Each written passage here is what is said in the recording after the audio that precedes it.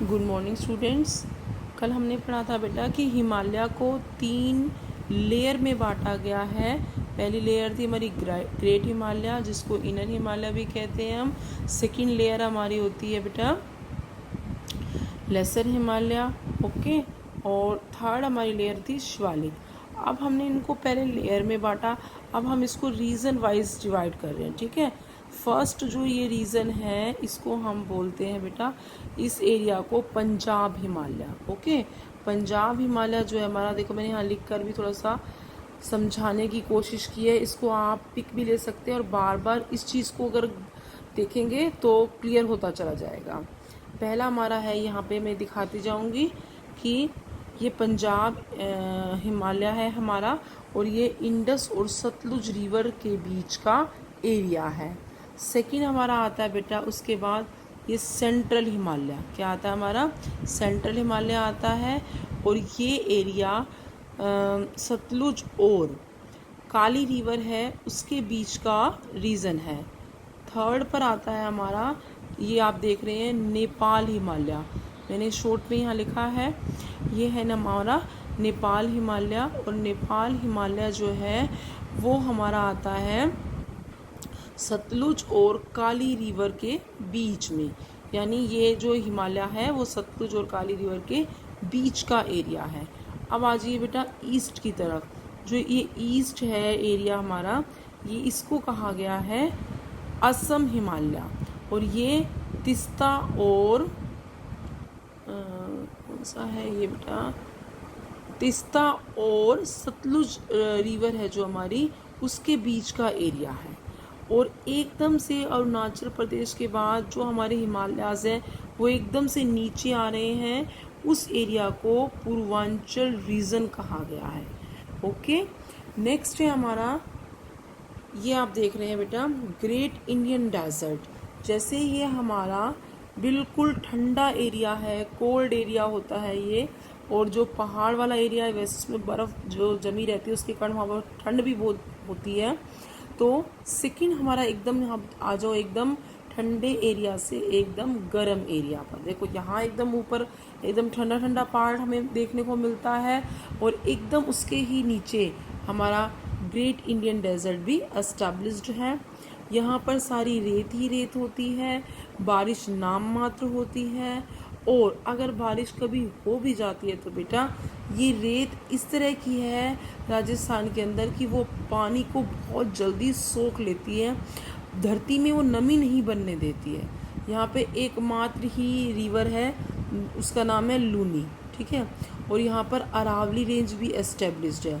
यहाँ पर जो खेती है, ये जो हमारा एरिया है बिल्कुल वेस्ट का एरिया है, यहाँ पर खेती भी नाम मात्र होती है, और यहाँ पर वही चीज़ें उगाई जाती हैं जिन फसलों को बहुत कम से कम पानी की ज़रूरत पड़ती है या फिर पानी की ज़रूरत ही नहीं पड़ती, ठीक है।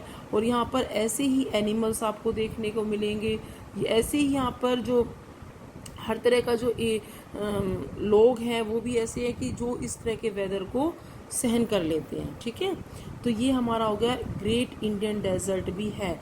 इंडिया में हम अभी यही देख रहे हैं इस चैप्टर में, कहीं पर बहुत ज़्यादा ठंड होती है, कहीं पर बहुत ज़्यादा गर्मी होती है, कहीं पर बहुत ज़्यादा बारिश होती है, और इसी तरीके से सारे डाइवर्जन से मिलकर बना हुआ है हमारा इंडिया। उसी के बारे में हम इस चैप्टर में डिस्कस कर रहे हैं। ये हो गया आपका क्लियर, आपका माउंटेन एरिया क्लियर हुआ। यहाँ पर आपका ये आपका कौन सा डेजर्ट एरिया क्लियर हो गया यहाँ से, ठीक है। अब आ जाइए आप बेटा नॉर्दर्न प्लेन्स में। नेक्स्ट आपका जो टॉपिक है वो है नॉर्दर्न प्लेन्स। यहाँ पर मैंने कुछ लिखने की कोशिश की है बेटा। ये नॉर्दर्न प्लेन्स हैं। जो नॉर्दर्न प्लेन्स हैं, अब आपको पता ही है कि जो नॉर्दर्न प्लेन्स है वो हमारे भारत का, इंडिया का सबसे फर्टिल एरिया है, क्योंकि वहाँ पर 3 मेजर रिवर्स गंगा, ब्रह्मपुत्र और इंडस वहाँ पर बहती रहती हैं, और इन्हीं नदियों की वजह से जो वहाँ की सोइल है वो बहुत ही फर्टिल होती है। सबसे ज़्यादा जो एग्रीकल्चर का वर्क है वो इसी एरिया के अंदर होता है, क्योंकि वहाँ पर नदियों की वजह से एल्यूवियल सोयल पाई जाती है, और एल्यूवियल सोयल एग्रीकल्चर के लिए बेस्ट सोयल है, ठीक है। और जो ये एरिया है हमारा नॉर्दर्न प्लेन्स, मैं अभी इसको मैप में भी आपको एक बार क्लियर करूँगी। नॉर्दर्न प्लेन्स जो हमारा एरिया है वो 2400 किलोमीटर लंबा है और 240 टू 320 किलोमीटर ब्रॉड है, ठीक है। लॉन्ग है 2400 और जो ब्रॉड है 240 से लेके 320 तक ब्रॉड एरिया है। अब मैंने यहाँ पर इसको 3 पार्ट में डिवाइड किया हुआ है।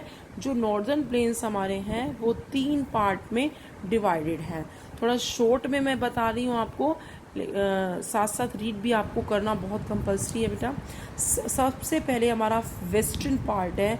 वेस्टर्न पार्ट में जो इनको प्लेन्स को 3 पार्ट में डिवाइड किया गया, वेस्टर्न पार्ट, नॉर्दर्न पार्ट्स और ईस्टर्न पार्ट, ठीक है।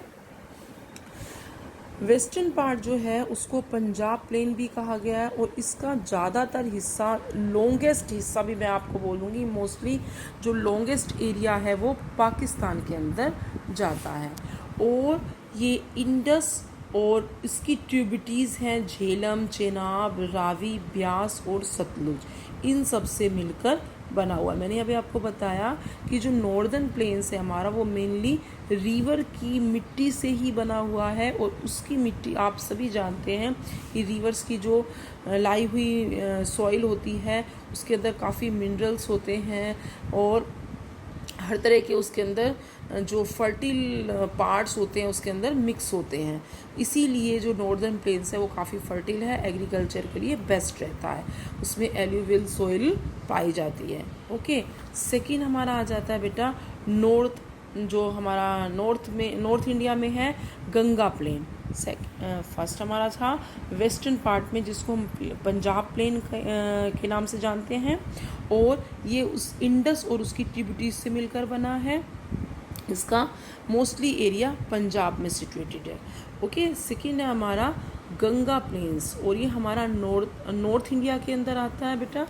ओके, और इसमें जो हमारा एरिया कवर करता है ये गंगा प्लेन, वो एरिया है हमारा हरियाणा, दिल्ली, यूपी, बिहार, झारखंड, और ये घग्गर और तीस्ता रिवर के बीच का एरिया है। जो घग्गर और तीस्ता रिवर है उसके बीच का एरिया है ये, और ईस्टर्न बंगाल को भी ये फर्टिल करता है, ईस्टर्न बंगाल को भी ये कवर कर लेता है, ठीक है। थर्ड है हमारा ईस्टर्न पार्ट, यानी ईस्टर्न पार्ट जो हमारा है वो ब्रह्मपुत्र प्लेन कहलाता है, यानी जहाँ पर जिस पार्ट को ब्रह्मपुत्र प्लेन रिवर कवर कर रही है उसको हम ब्रह्मपुत्र प्लेन कह रहे हैं, ठीक है।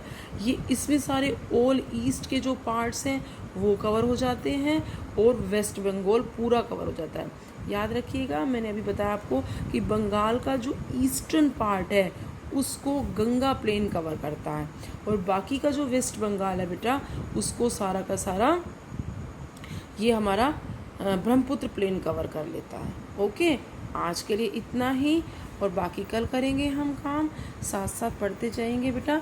कुछ क्लियर नहीं होता है तो कॉन्टेक्ट मी। ओके।